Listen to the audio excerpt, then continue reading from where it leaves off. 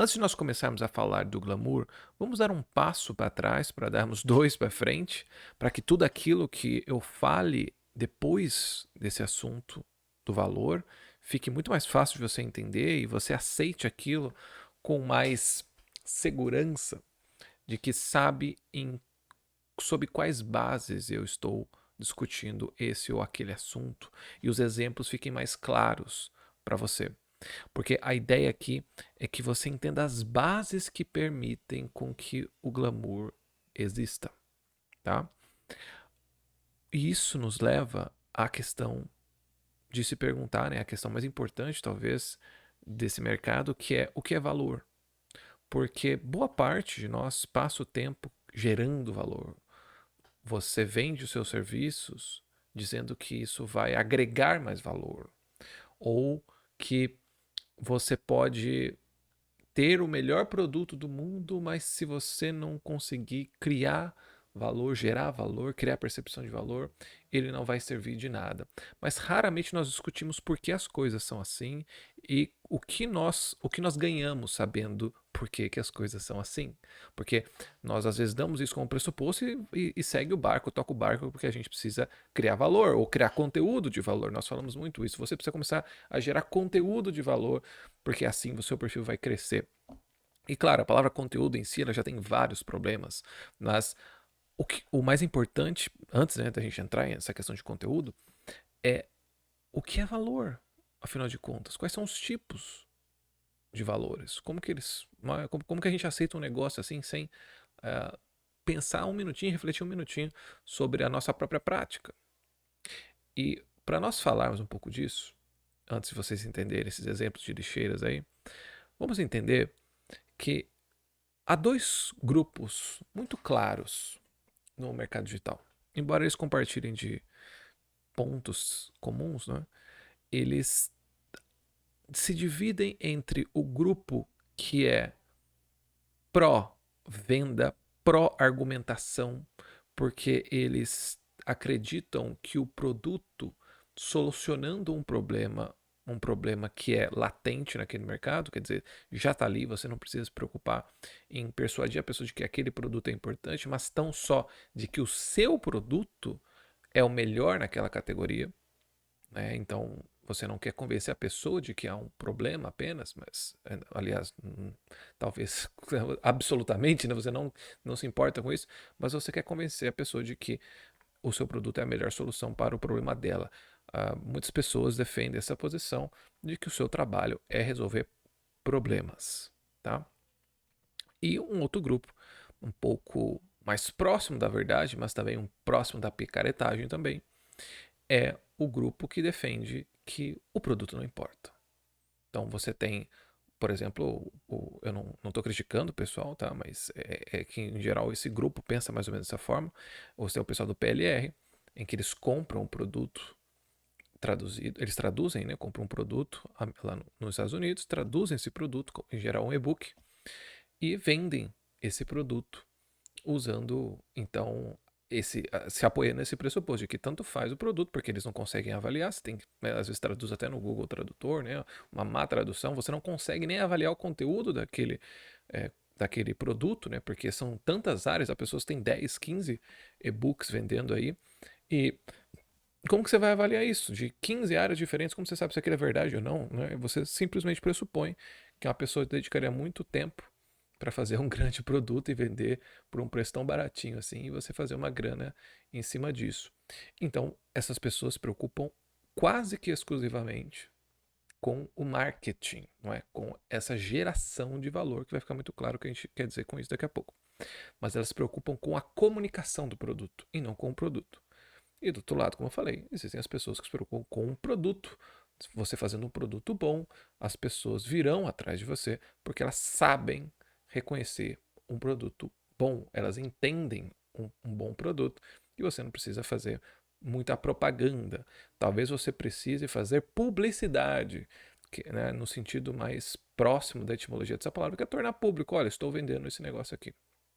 Mas você não precisa criar um ambiente persuasivo para que aquele produto apareça aos olhos da pessoa como algo mais desejável ou um contexto mais favorável para a venda daquele produto do que um simplesmente classificados, não é? Venda esse produto custa tanto, tá?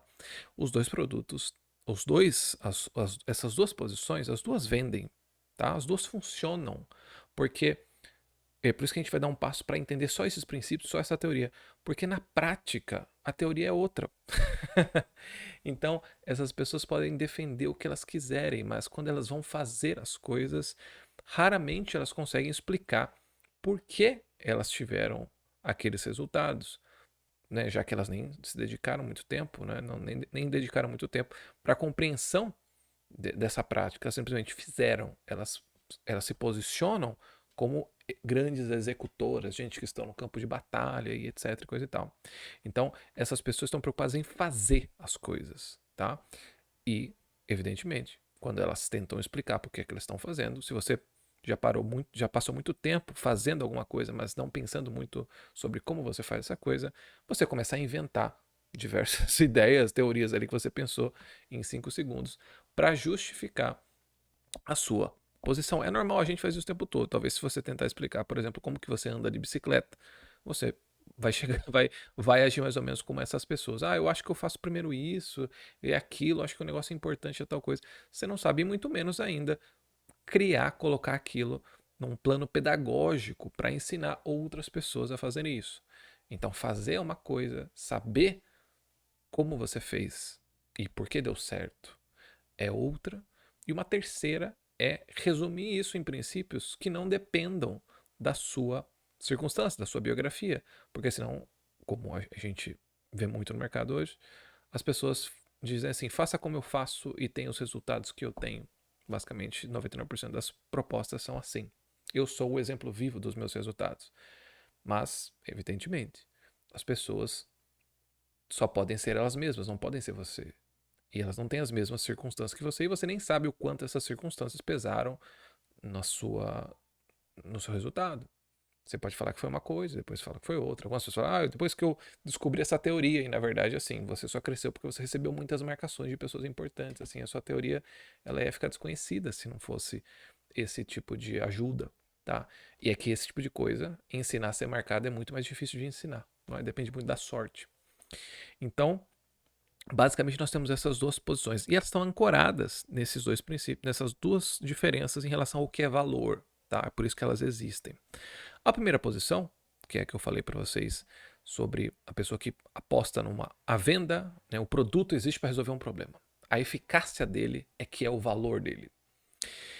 São as pessoas que depois acabaram mudando de opinião ao longo do tempo, que falavam assim, só o conteúdo importa, vai com essa câmera ruinzinha mesmo, faz no celular, o importante é o conteúdo precisa ser bom, precisa resolver o problema da pessoa, tá?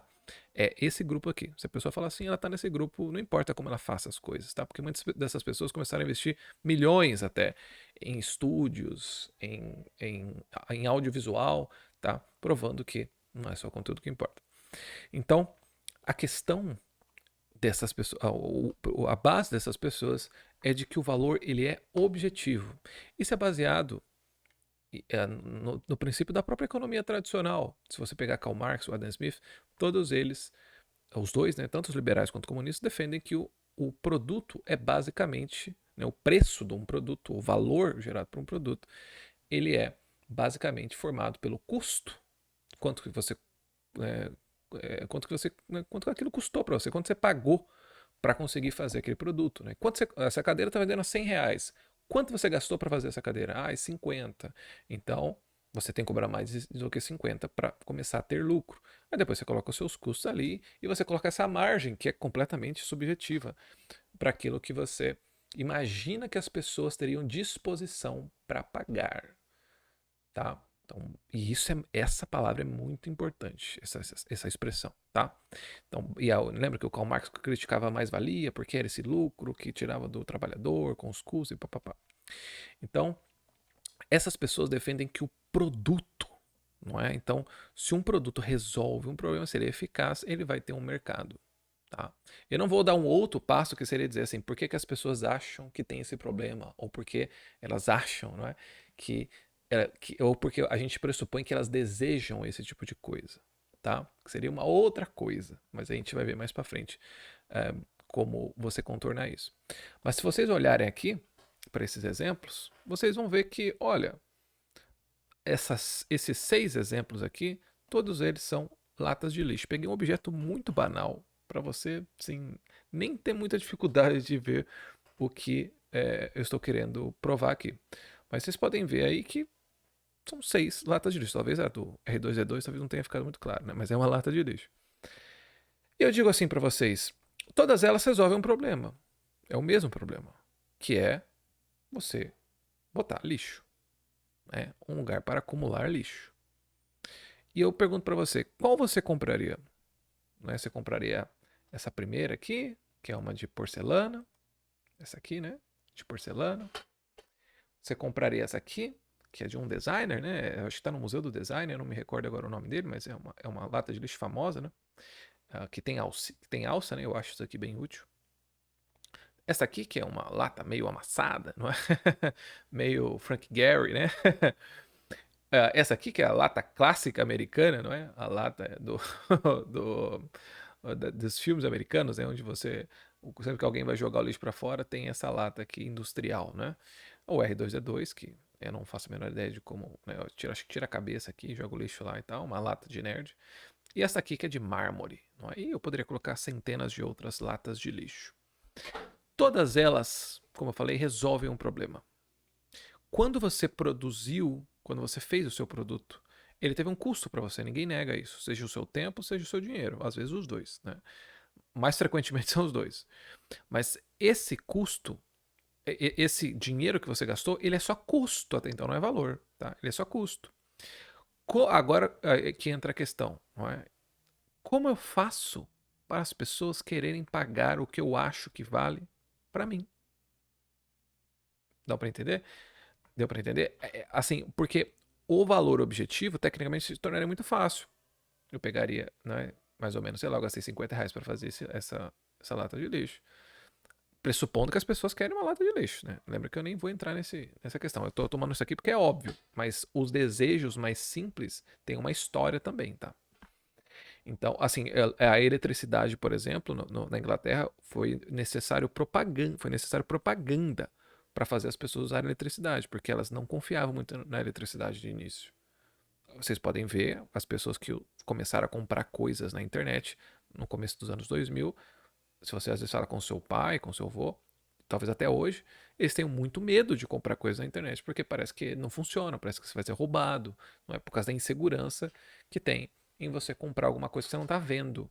Você não sabe quem entrega, você não sabe como ela é, você só vê ela em 2D, não é? Então, realmente é muito difícil, é muito inseguro comprar as coisas.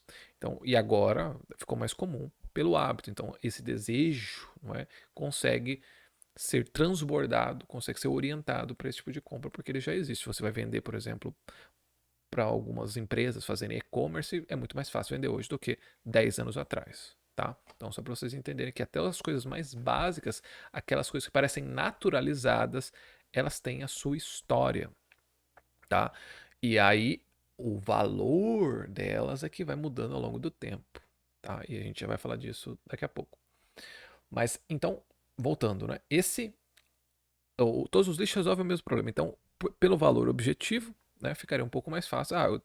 Eu gastei R$ 300 aqui para fazer esse de mármore. Então eu vou cobrar, sei lá, R$ 500, R$ 400, sei lá, que é um valor que eu acho que vale a pena. Dizem que é bom ter um ROI, ter um retorno sobre o investimento de 100%. Né? É o que todo mundo quer, pelo menos. Né? Então acho que eu vou cobrar R$ 500. Só que percebam, se você não consegue vender isso, só teve custo.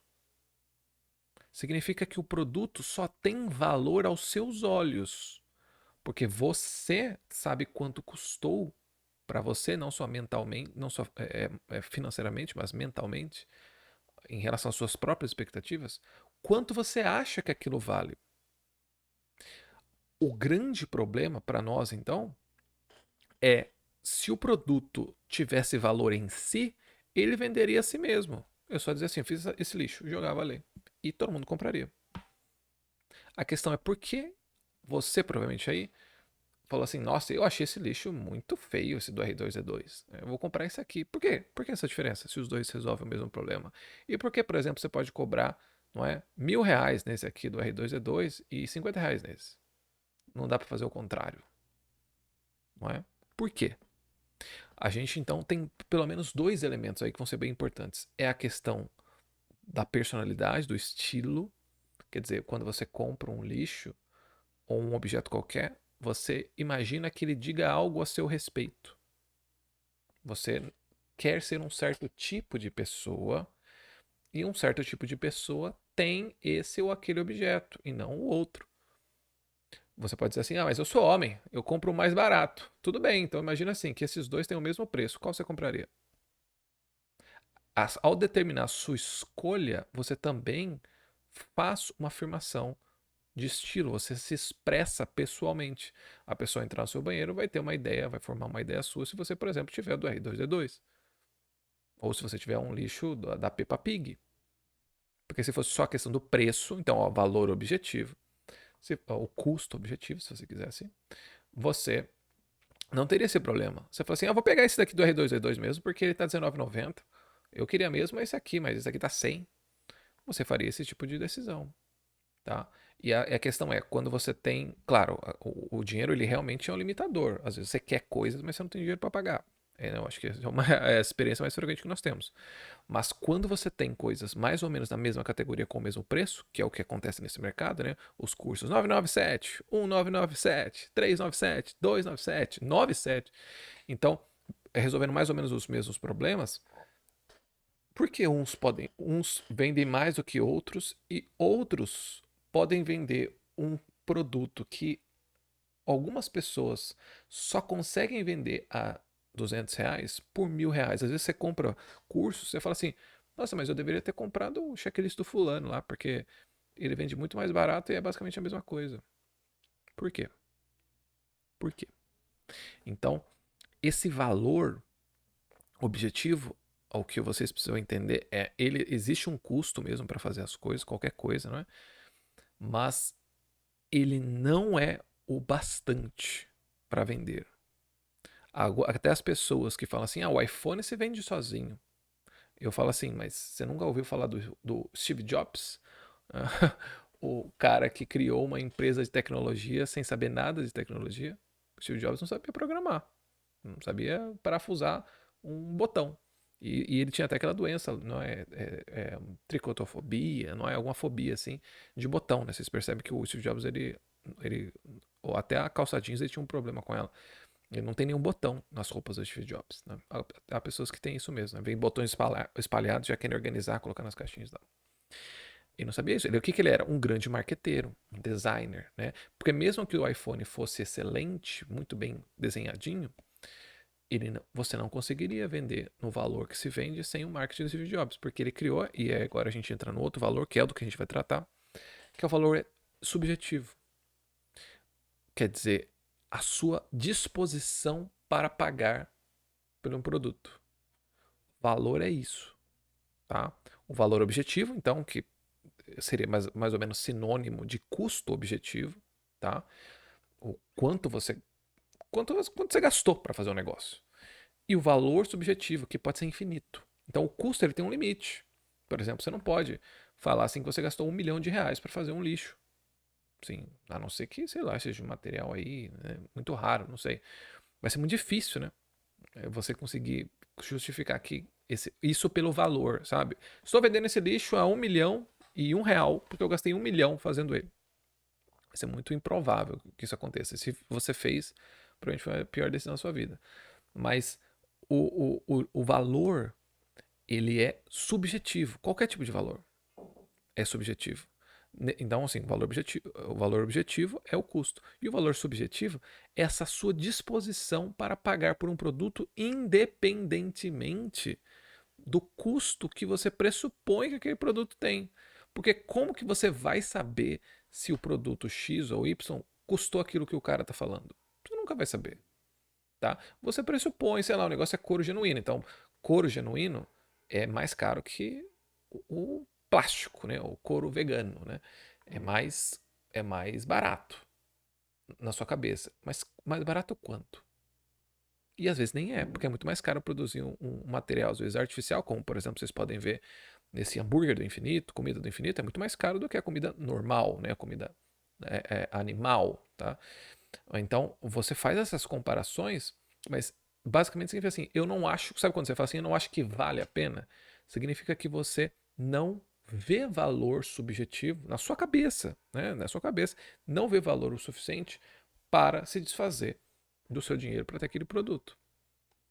E a questão maior para a gente, o insight maior é o valor subjetivo é infinito. Não no sentido de que você pode cobrar infinito pelos seus produtos, mas não há um limite para você cobrar essas coisas. Então, uma calcinha normal, não é? Pode vender por 100, 200 reais, 300 reais. Mas a calcinha da Madonna pode ser vendida por 1 milhão de reais. Porque ó, existe uma disposição para pagar por esse bem. E não é a escassez dele. A escassez entra ali como um elemento, mas a escassez não é um fator determinante no valor das coisas. Eu posso dar 2 exemplos aqui para vocês. Vou dar um exemplo assim, para vocês entenderem como a escassez é contextual. A questão de, por exemplo, no hortifruti. Se você vai comprar alguma coisa e só tem 1 ou 2 unidades, tipo tomate, chega lá só tem uns gato pingado, em geral você não pega, porque você acha que ficaram só os piores, deixaram para trás. Mesma coisa, vai ao restaurante e fala assim, só sobrou esse prato aqui, só sobrou esse aqui, só tenho desse.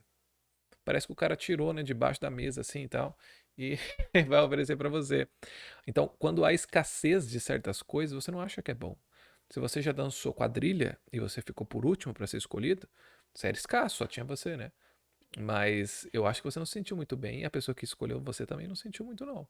Né? Você não era a primeira escolha dela, não. Então, a escassez é muito contextual, tem que levar isso em consideração quando a gente fala de gatilhos mentais. Agora, e o segundo exemplo são os diamantes.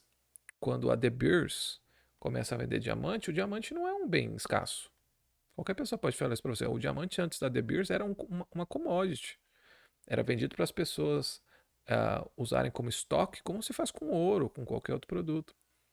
A De Beers é que inventou a ideia da escassez para vender casamentos, né, para vender a ideia de que é algo que você deva passar de família para família. Tem todo um processo que eu explico no curso. Se você faz parte do curso, você sabe do que eu estou falando, ou saiba que, se você ainda não viu, tem essa aula.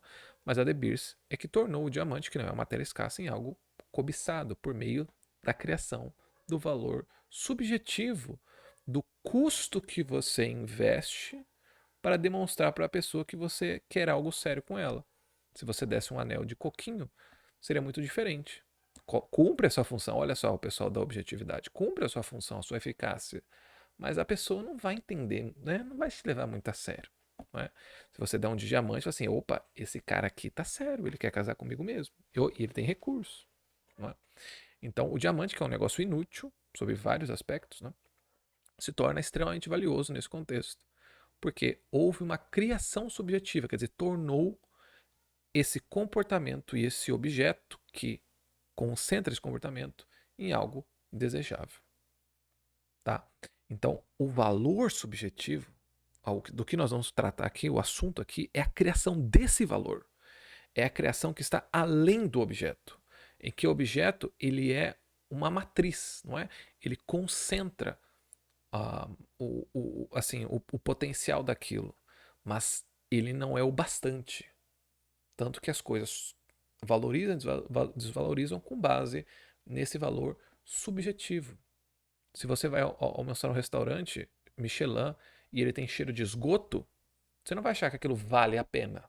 Ah, eu fui lá, mas não vale a pena. Ou, por exemplo, eu não sei se vocês sabem, mas a maior reclamação em relação à comida, né, produtos no ramo da comida, não é da comida, é do atendimento, da entrega, não é da comida. As comidas em si não são tão diferentes assim. Claro, existem as pessoas de alto nível e as pessoas muito ruins, mas a maioria está na média, está ali, né? É difícil de distinguir um do outro, é só bonzinho. Não é? Então, as pessoas só ficam satisfeitas, tá? Então, na própria comida, né? Então, o valor que você dá para ou outra comida tem mais a ver com esses outros fatores que não são o objeto, fazem parte do negócio. Isso é importante para quando você chegar no final dessa aula, para você entender como que você aplica isso no seu negócio, né? Tem a ver com o aspecto do seu negócio, mas não tem a ver com o seu próprio negócio, né? A base dele, que seria a comida. Então, o, se você olhar para os itens mais. Eu tinha comentado um pouquinho sobre a diferença, né, entre instinto e desejo, não é? Então, a ideia de que você tem um produto, de que você tem um instinto, não significa que só aquele objeto é que pode suprimir, né, que pode satisfazer esse instinto. Então, só para vocês terem uma ideia, você tem um instinto, né, de sede. Todo mundo, ninguém pode querer dizer, quero ficar com sede. Você pode artificialmente fazer isso, mas só em situações de laboratório, né? Situações forçadas. Assim, você não vai conseguir fazer isso diariamente. A sede é o que aparece para você, surge para você, como um instinto. E você foi ensinado a tomar água. Essa é uma questão muito importante. Você foi ensinado a tomar água. Mas todo mundo sabe que o que hidrata na água são, não é, os minerais. Não é o líquido per se. Então você poderia matar a sua sede com um suco de laranja ou com um leite, que inclusive em algumas pesquisas foi descrito como mais hidratante do que a água. Eu sei que parece estranho, mas é porque você foi ensinado assim. E eu também fui. Para mim também seria estranho se eu estivesse ouvindo isso pela primeira vez. Mas então olha só, o seu instinto foi orientado a um desejo por água. Não é? O instinto está lá, a base está lá. Mas você foi orientado, você foi, não é? Foi criado esse desejo subjetivo, essa escolha sua para quando você for satisfazer esse seu instinto para a água. A mesma coisa, e assim, outra coisa, depois que você escolhe a água, e aí a gente entra no nosso campo mais especificamente, não é? Porque esse outro campo seria o campo da ciência comportamental, da mudança de comportamentos em larga escala, não é? Mas que é assim, eu quero fazer com que as pessoas deixem de tomar água e comecem a tomar leite. Então teria que ser uma campanha muito bem feita para que você conseguisse fazer, movimentar uma nação nesse sentido. Como o Got Milk, naquela campanha famosa nos Estados Unidos, que também é analisada no curso. O, o importante é você olhar, então, quando você sabe, assim, eu preciso de água. Quando você vai ao supermercado, tem centenas de marcas. Como que você escolhe cada marca? Então percebe que o seu desejo subjetivo, eu quero uma água de tal, quero uma água, né, finlandesa, quero uma água das geleiras do Alasca. Tudo isso é criado por um desejo subjetivo, porque você provavelmente, se você for bem honesto, você não consegue objetivamente mensurar os custos da produção de uma água dessa. Você pode achar que é caro, mas você não tem como provar que é caro. E muitas coisas que você acha que são caras são coisas assim, banais. Você pode ver isso em cosméticos também. As pessoas compram os ativos, assim, né? Às vezes pagam R$ 30 em 1 quilo do ativo, daí elas misturam com texturas e papapá, colocam na embalagem e cobram R$ 100 de você por algo que ela gastou 12, R$ 10 para fazer. Tá? Então, tá vendo que. Mas a percepção de valor, que significa esse valor objetivo, que, vamos resumir, de novo, é a sua disposição para pagar por um produto ou por um serviço, né? É maior nesse caso, tá? Então, diferente da pirâmide de Maslow, né? Então, assim, o Maslow, na verdade, ele nunca fez aquela pirâmide, né? Foram os estudantes dele que fizeram, meio que tentando resumir a teoria do Maslow. Mas a pirâmide de Maslow, ela é falsa, porque os seus desejos não acontecem naquela ordem fisiológica, não é social, papapá. Você vê várias culturas em que, às vezes, as pessoas sacrificam os desejos fisiológicos pelos desejos sociais. Ou você vê isso basicamente no jejum, não é? Ou pelos sofrimentos que uma mulher passa para ficar bonita. Ela sacrifica, às vezes, o desejo, né, as necessidades fisiológicas para a necessidade estética. E, às vezes, até em religião acontece isso, né? Ou na própria arte, né? Então, assim, isso é muito comum, não é para se levar a sério, para não é completamente errado. Então, a ideia que você precisa ter, na verdade, assim, o pressuposto que eu quero que você tenha, para que a partir de agora fique fácil de entender, é o que nós fazemos não é visto pela sociedade, não é normalmente visto pela sociedade como criação genuína de valor. As pessoas em geral percebem criação de valor no sentido objetivo, no sentido de engenharia. Então, elas contam essa história para elas de que elas sabem avaliar o valor de forma objetiva. Então, elas adoram quando um governo gasta milhões para fazer um trem andar mais rápido, né? Mudar os trilhos e tudo mais. Enquanto nós, que deveríamos criar valores psicológicos, né, somos meio que deixados de lado, sabendo que a gente poderia resolver esse problema, sei lá, tornando a viagem mais prazerosa, botando Wi-Fi, botando umas modelos para andar aí no meio do trem, né? Não um trem brasileiro, né? Não tem no Brasil. Então, há várias formas de você resolver um problema que não são materiais. É isso que precisa ficar importante. Porque se você tem essa cabeça de engenheiro, de engenharia, você vai querer resolver as coisas do tipo sempre mais caro e mais difícil, acreditando que se você fizer da maneira material, ela é mais honesta, ela é mais justa. Porque agora o carro vai ficar rapidão. E é isso que as pessoas querem. As pessoas querem eficácia. Vocês podem ver esse problema, como esse problema acontece no Waze ou em outros aplicativos de mapa, né? Em que você às vezes pega caminhos horríveis, mas era o mais rápido. Então ele é otimizado para você ir mais rápido para os lugares e não ir melhor. Ou eu quero ir pelo caminho com a paisagem mais bonita. Não é? Às vezes você quer isso. Se você ficar com essa sua cabeça de cidade grande, né, que é tudo rápido, você realmente vai sempre cair nesse buraco, achando que se você tiver esses valores eficazes, né, esses valores que têm essa otimização para velocidade, para quantidade, você sempre vai ganhar. E esse é um erro, tá? Um erro muito grande. Enquanto a criação de valor subjetiva, de criação de valor psicológico, é algo que o marketing tem que fazer. O marketing é um especialista em resolver problemas de negócios pela psicologia, tá? O que significa não assim só com palavras ou só com imagens. Significa criar estratégias, criar contextos diferentes, mas não necessariamente alterar fisicamente o produto. Naquele exemplo que eu dei do restaurante, às vezes assim, olha, talvez você devesse, não é? Não é eu acho um exemplo melhor, vai ficar mais fácil de entender. Às vezes você está cobrando R$ 5 para me dar um brownie, mas é porque você está entregando num pratinho de plástico, né? Num pratinho de aniversário lá de aqueles pratinhos, né, de garfo e faca azulzinho, né? Tudo de plástico, né? Uma faca de rocambole, né? Aquelas faquinhas que não corta nada. E às vezes você deve assim, e se você colocar num pratinho de porcelana ou, né, colocar num outro contexto aí, né, sei lá, criar ou trocar a mesa, não é? Em vez de você mudar a receita do brownie, você muda o contexto em que ele é apresentado e você consegue cobrar mais por isso. A embalagem, muitas vezes, é responsável por 10, 20% no aumento do preço de um produto. E ela não tem nada a ver com o produto, se você pensar bem. Não é? Ou o fato de você falar que é ecológico e tal. Né? Então, assim, o que eu quero que fique claro é isso. Em geral, mesmo dentro do próprio mercado, as pessoas tendem a achar que é só mudando o produto, é só colocando mais dinheiro em tráfego, é só contratando mais pessoas. São todas essas medidas que são fáceis de você colocar num gráfico, de você colocar numa tabela e que parece que você é responsável e lógico, que em geral as pessoas dão mais atenção. Tá? Em geral as pessoas pensam nisso. E nós criamos, ou pelo menos a proposta aqui dessa aula, é criar valor na cabeça da pessoa. É criar valores psicológicos por meio da construção de imagens e estratégias que fazem com que a pessoa perceba aquilo de um jeito superior, de um jeito sobrenatural, de um jeito mágico.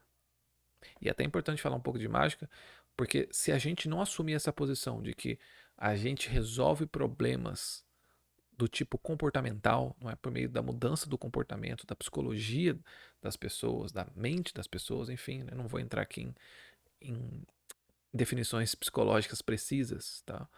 Se a gente não entender que o nosso trabalho da criatividade é esse, a gente vai ficar sempre sendo essas pessoas que, depois que fazem o trabalho dos adultos, o trabalho sério, as pessoas já querem um produto, já sabem os lançamentos, já estão por dentro dos novos funis americanos, que a gente copiou lá do ClickFunnels. Se você não souber disso, aí, depois que fazem todo esse trabalho de adulto, né? Aí chama as pessoas criativas que é só para dar um grau, pra dar uma garibada, né? Para jogar um pozinho mágico em cima, fazer um design bonitinho, não é? Como se, assim, isso é dispensável, desprezível até.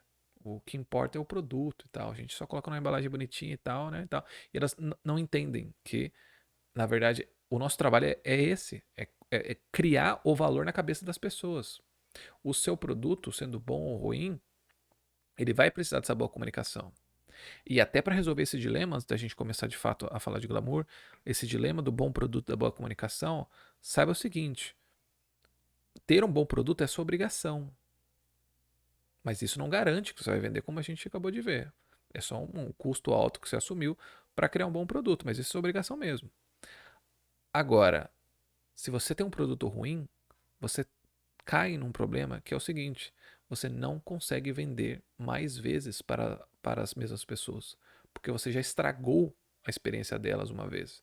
E as pessoas, por mais que elas sejam, né, masoquistas, depois de 2, 3 vezes comprando errado, elas começam a ficar frustradas. E começam a, como está acontecendo hoje, a ter uma percepção em relação ao mercado como um todo de que todo mundo é pilantra. Por quê? Todo mundo agiu como aqueles restaurantes de turista, em que a pessoa não precisa oferecer uma boa refeição, já que o cliente só vai uma vez a cada 5 anos. Então, se você foi para Paris e comer num restaurante ruim, ou num restaurante ok, mas todo mundo ali, né, todos os parisienses sabem que é ruim, tanto faz, você não vai nem voltar lá para reclamar, porque você não vai lá toda semana. Agora, se ele vendesse para uma pessoa local, ele jamais estaria em pé, porque as pessoas locais iriam lá sempre e não compram muitas vezes de clientes, ou compram refeições ruins. Não é assim que você vai uma vez lá, puxa, a comida daqui é muito ruim, vou achar outro lugar. Você só vai lá, só tem uma opção. E outra, você paga, mas não feliz, não satisfeito. Então, essa é a questão. Se você quiser vender sempre, precisa ter bons produtos. Se você só quer vender uma vez para enganar as pessoas e fugir com o dinheiro delas, aí você pode ter um produto ruim e fazer uma boa comunicação. Isso prova que o que vende, de fato, é o marketing, é a comunicação psicológica, a criação dessa persuasão verbal e visual. Mas o que mantém o cliente é um bom produto. Então, não entre, não saia de uma visão ruim da realidade, que é achar que basta você ser bom e todo mundo vai te aceitar.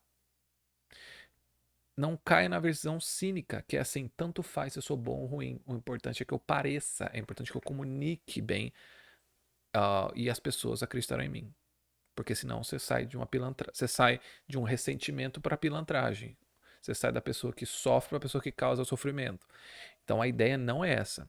A ideia é que você entenda os mecanismos, a criação de um desejo, independentemente do seu produto, de um desejo forte e que supere, não é? Que assim, que ultrapasse, que transcenda o próprio objeto, né? Para que as pessoas entendam, né?